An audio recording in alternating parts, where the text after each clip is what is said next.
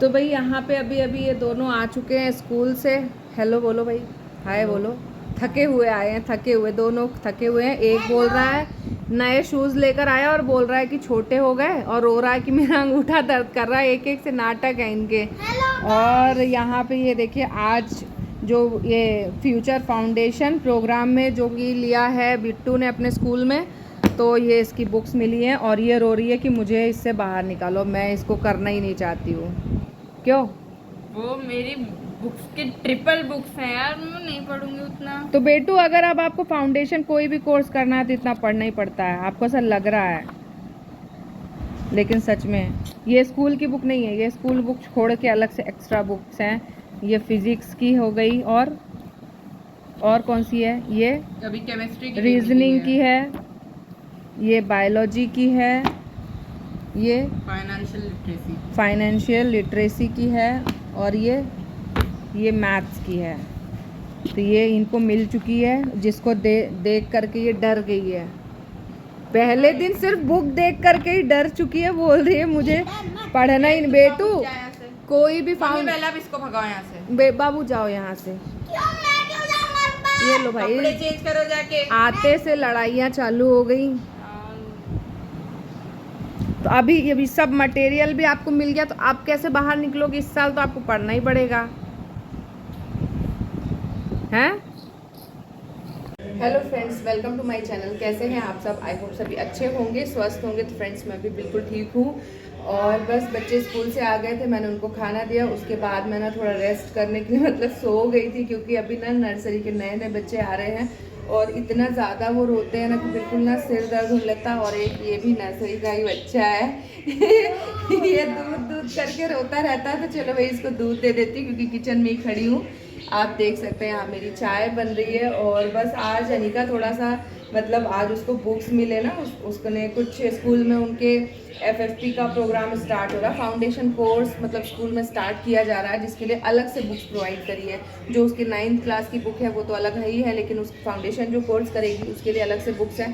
तो आज उसको बुक्स मिली तो वो देख के इतनी घबरा गई कि इतनी सारी बुक्स मैं कैसे कवर करूँगी। तो थोड़ा सा मतलब उसके भी साथ मुझे बैठना पड़ेगा, उसकी भी पढ़ाई जब वो करेगी तो थोड़ा सा साथ में देखना पड़ेगा वो किस तरीके से कर रही है। क्योंकि बच्चे ना स्टार्टिंग में थोड़ा सा उनको लग ही रहा है, एक तो 9th की पढ़ाई ज़्यादा हो गई है और ऊपर से एक नया कोर्स ऐड हो गया है, तो वो थोड़ा सा मतलब घबरा ही जाते हैं। तो चलो फ्रेंड चाय छानती हूँ, माँ बाबू को दूध देती हूँ, उसके बाद आगे देखती हूँ मुझे क्या करना है।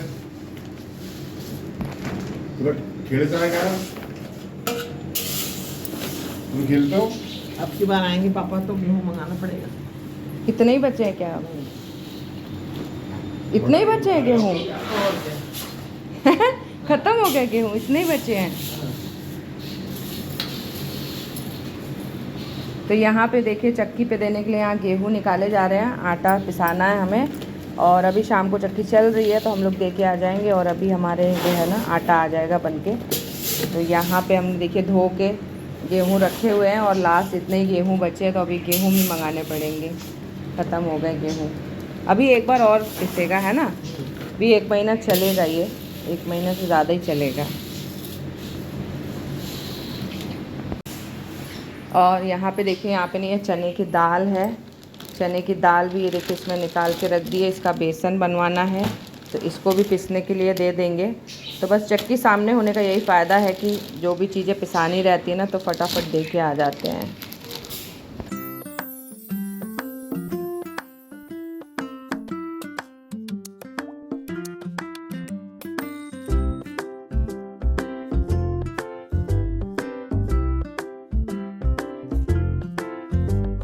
तो फ्रेंड्स यहाँ पे मेरी चाय बन गई है, और चलिए अब अनिका के पास चलते हैं, क्योंकि वो काफ़ी ज़्यादा घबराई हुई है अपनी किताबों को लेके। देखते हैं अभी वो किताब लेके बैठी हुई है क्या कर रही है। तो ये देखिए यहाँ पे कुछ इस तरीके से बैठी है। पहले तो आपको ऐसे बैठ के नहीं पढ़ना है, ऐसे बैठ के आप, और बुक आपने कौन सी ली है? फिजिक्स की बुक ऐसे बैठ के पढ़ते हैं?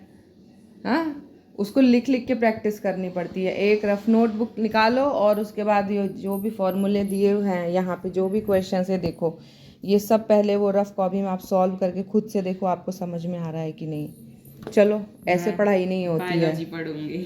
लो इसका मूड चेंज हो गया, बोरी मैं बायोलॉजी पढ़ूंगी। ऐसा नहीं है बेटू, जो आपको टफ लगता है ना वो प्रैक्टिस। मुझे भी लिखने का बिल्कुल मन नहीं। देखो ऐसे मूड ही, मतलब इतनी किताबें मिल गई हैं कि इनको खुद समझ में नहीं आ रहा है कि हम क्या पढ़ें और क्या नहीं पढ़ें। क्यों, कुछ ऐसे ही हो रहा है ना। ये सब कुछ भी टफ नहीं है बेटा, जब आप पढ़ना एक बार स्टार्ट कर दोगे और चीज़ें आपको समझ में आएंगी ना तो आपको कुछ भी टफ नहीं लगने वाला है, सब बहुत इजी होता है। वो बस 300 पेजेस की बुक, देखो ये ये पेजेस 200 पेजेस की बुक। और इनमें चैप्टर कितने हैं? पेजेस मत काउंट करो, आप बस पढ़ाई करो इतने सारे चैप्टर्स हैं, मैं कहाँ पढ़ूंगी ये? बेटा। ये ना आपको 10th में भी काम में आने वाले हैं, ये 2 साल के लिए रहते हैं, समझी।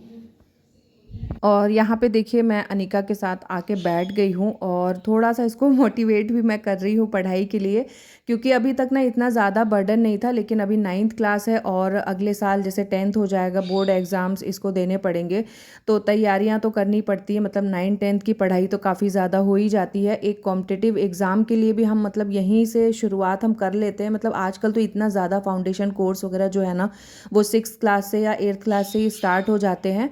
तो बस इनके स्कूल में फाउंडेशन कोर्स स्टार्ट हुआ था तो हमने इसके लिए इसका भी मतलब उसमें नाम दे दिया फाउंडेशन कोर्स के लिए। और वो कंपलसरी नहीं था, जिसको करना है वो कर सकता था, जिसको नहीं करना है वो नहीं भी करेगा, कोई ज़बरदस्ती नहीं थी, लेकिन हमने इसका नाम उसमें करवा दिया था कि ये फाउंडेशन कोर्स करेगी। तो उसके लिए ना इसीलिए इसको अलग से जो बुक्स है ना, मटेरियल जो है वो पूरा पूरा अलग से मिला है और स्कूल में भी मतलब उसकी अलग से तैयारी करवाई जाएगी, टीचर्स अपॉइंट किए जाएंगे। तो बस यही फाउंडेशन कोर्स का ये फ़ायदा था स्कूल में होने से कि इसको अलग से टाइम नहीं देना पड़ेगा। मतलब कोचिंग ट्यूशन के लिए जो बच्चे जाते हैं ना स्कूल के बाद में, तो उसका टाइम बचेगा और ये अपने आप सेल्फ स्टडी जो है ना वो कर सकती है। लेकिन अभी क्या है, इसको बहुत ज़्यादा जैसे सेल्फ स्टडी करने की ना हैबिट नहीं है। मतलब स्कूल से ही इसका काम चल जाता था और पढ़ाई कर लेते थे तो बस हो जाता था, लेकिन अभी जो है पढ़ाई इतनी ज़्यादा हो गई है, मतलब स्कूल की बुक्स अलग हैं और आज इसको फाउंडेशन कोर्स की बुक्स अलग से मिल गई, तो थोड़ा सा देख के उसको वो पैनिक हो गई है। और फ्रेंड्स पढ़ाई भी हो ही गई है, मतलब हमारे टाइम में भी तो हमें कितना पढ़ना पड़ता था।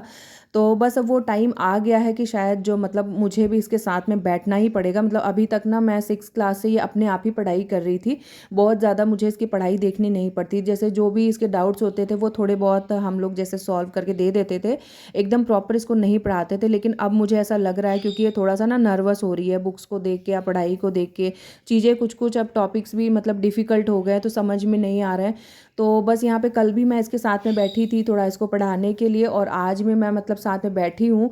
तो बस जब तक इसको चीज़ें मतलब इसके मन से ये चीज़ें हट नहीं जाती हैं ना कि बहुत ज़्यादा डिफ़िकल्ट है, मैं कैसे करूँगी, तब तक मुझे इसके साथ में इसी तरीके से मतलब टाइम निकाल के 1-2 घंटा मतलब इसके साथ में बैठना पड़ेगा और चीज़ें इसको समझानी पड़ेंगी, करवानी पड़ेंगी।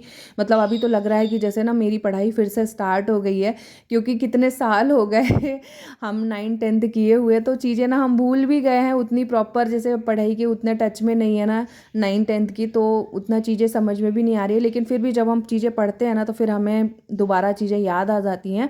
तो बस वही है कि थोड़ा टाइम बच्चों को अभी देना तो पड़ेगा ही फ्रेंड्स, अगर कुछ लाइफ में करना है तो मेहनत तो करनी पड़ेगी।